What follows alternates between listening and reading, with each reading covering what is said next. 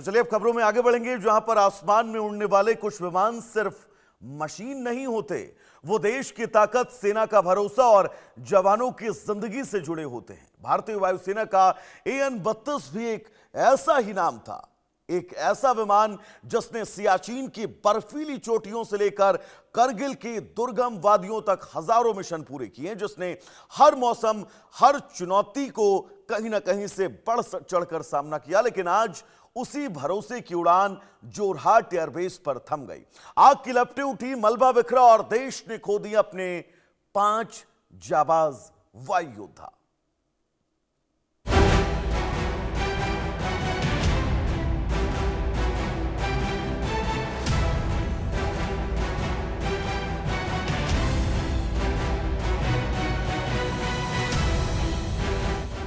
आसमान का शेर, जोरहाट एयरबेस पर क्रैश, धुआं, आग और टूटा हुआ मलबा। लैंडिंग में AN-32 के साथ क्या हुआ? IAF का वर्कहॉर्स हादसे का शिकार। जोरहाट में क्यों टूट गया भरोसे का विमान? सीमाओं का साइलेंट सोल्जर। लैंडिंग के दौरान कैसे हुआ हादसा? धुएं में बदली AN-32 की उड़ान। आखिर क्यों है खास AN-32?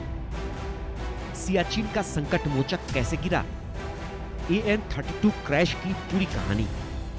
आसमान में जब कोई विमान उड़ता है तो वह सिर्फ लोहे का ढांचा नहीं होता, वह भरोसे की उड़ान होती है। लेकिन जब वही उड़ान अचानक जमीन से टकरा जाए तो सवाल सिर्फ हादसे का नहीं होता, सवाल उस भरोसे का होता है जो दशकों से आसमान में लिखा गया था। असम के जोरहाट एयरबेस पर लैंडिंग के दौरान क्रैश। रनवे पर उतरने की कोशिश कर रहा था तभी हादसा। लैंडिंग के दौरान अचानक विमान का संतुलन बिगड़ गया। क्रैश के बाद विमान में आग लगी, फिर 2 हिस्सों में टूटा। एयरबेस पर तुरंत फायर और रेस्क्यू टीम पहुंची। पूरे इलाके को सुरक्षा कारणों से सील कर दिया गया।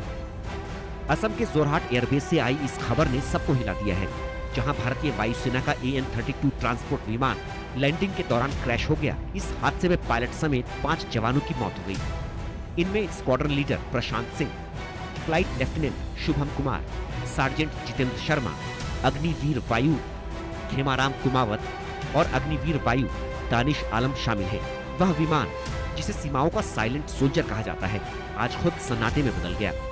धुआं, आग और टूटा हुआ मलबा, और उसके बीच एक सवाल, क्या ये सिर्फ एक तकनीकी चूक थी या किसी बड़ी कहानी का हिस्सा? शनिवार की सुबह जोरहाट एयरबेस पर रूटीन फ्लाइट ऑपरेशन चल रहा था। मौसम सामान्य बताया जा रहा था, रनवे तैयार था और सभी सिस्टम एक्टिव थे। लेकिन जैसे ही AN-32 विमान ने लैंडिंग की अंतिम कोशिश की, सब कुछ अचानक बदल गया। विमान रनवे के बेहद करीब था, तभी अचानक संतुलन बिगड़ा। कुछ ही सेकंड में तेज आवाज गूंजी और फिर आग की लपटों ने पूरे इलाके को घेर लिया और विमान 2 हिस्सों में टूट गया। एयरबेस पर मौजूद सुरक्षा बल तुरंत हरकत में आए। फायर टेंडर दौड़े, मेडिकल टीम पहुंची और पूरे इलाके को सील कर दिया गया। लेकिन तब तक काफी देर हो चुकी थी और पूरा इलाका बस विमान से निकलते धुएं में घिर चुका था। AN-32 सिर्फ एक ट्रांसपोर्ट विमान नहीं है, बल्कि भारतीय वायुसेना की लॉजिस्टिक रीढ़ है। यह एक twin engine technical transport aircraft है।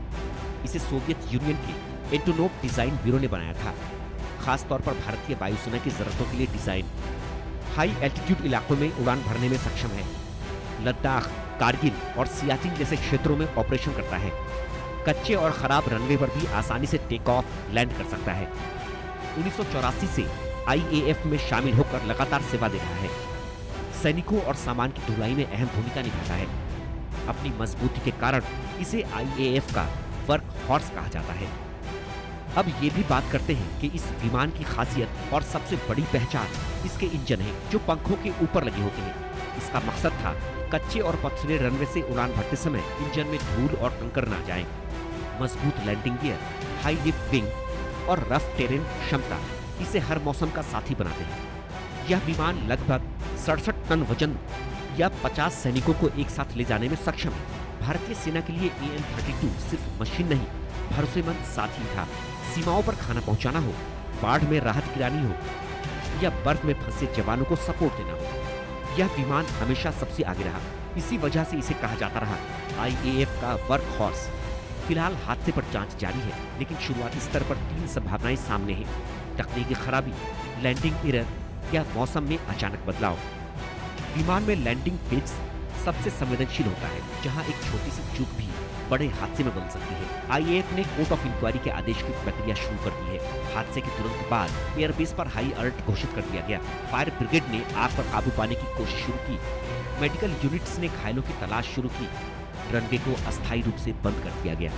जोरहाट एयरबेस सिर्फ एक रनवे नहीं, बल्कि पूर्वोत्तर भारत का रणनीतिक गेटवे है। यहाँ से उड़ानें अरुणाचल, सीमावर्ती पोस्ट और दूर दराज इलाकों तक की जाती है। इसलिए यहाँ हुआ कोई भी हादसा सिर्फ स्थानीय नहीं, बल्कि रणनीतिक चिंता का विषय बन जाता है। हालांकि 1984 में सेवा में आने के बाद AN-32 ने कई युद्ध और राहत अभियानों में हिस्सा लिया।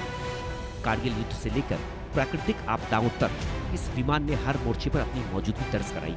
दौलत बेग ओल्डी दुनिया के सबसे ऊंचे लैंडिंग ग्राउंड में से एक है। यहाँ AN-32 की सफल लैंडिंग भारतीय वायुसेना की क्षमता का ऐतिहासिक प्रमाण बनी। हालांकि यह विमान बेहद भरोसेमंद रहा है, लेकिन अब यह पुरानी पीढ़ी की तकनीक का हिस्सा है। नई पीढ़ी के C-295 जैसे विमान धीरे धीरे इसकी जगह ले रहे हैं। पुराने एयरक्राफ्ट में मेंटेनेंस और लैंडिंग प्रोसीजर बेहद महत्वपूर्ण होता है। छोटी सी तकनीकी चूक भी गंभीर परिणाम दे सकती है। जोरहाट और आसपास के क्षेत्रों में इस हादसे के बाद चिंता और सन्नाटा है। यह विमान लॉजिस्टिक सपोर्ट का अहम हिस्सा था। इस हादसे से कुछ समय के लिए सप्लाई मिशन प्रभावित हो सकते हैं। दुनिया भर में कई देश अभी भी पुराने ट्रांसपोर्ट विमानों पर निर्भर हैं, लेकिन धीरे धीरे आधुनिक तकनीक की ओर बदलाव जारी है। आईएएफ अब अपने ट्रांसपोर्ट बेड़े को आधुनिक बनाने की दिशा में आगे बढ़ रही है। C-295 जैसे विमान भविष्य की लॉजिस्टिक रीढ़ बनेंगे। AN-32 सिर्फ मशीन नहीं था, वह उन हजारों उड़ानों का हिस्सा था जो सैनिकों तक उम्मीद पहुंचाती थी। उसकी उड़ानें सिर्फ दूरी नहीं तय करती थी, बल्कि भरोसा बनाती थी। आज एक विमान गिरा है, लेकिन उसके साथ जुड़ी कहानियां नहीं गिरी। सियाचिन की बर्फ, कारगिल की हवा और सीमाओं की चुप्पी, सब जानते हैं कि AN-32 सिर्फ एक मशीन नहीं था। जांच जारी है, लेकिन एक सच पहले से साफ है, यह विमान भारतीय वायुसेना के इतिहास में हमेशा एक अनमोल उड़ान बनकर रहेगा। Bureau report, India news.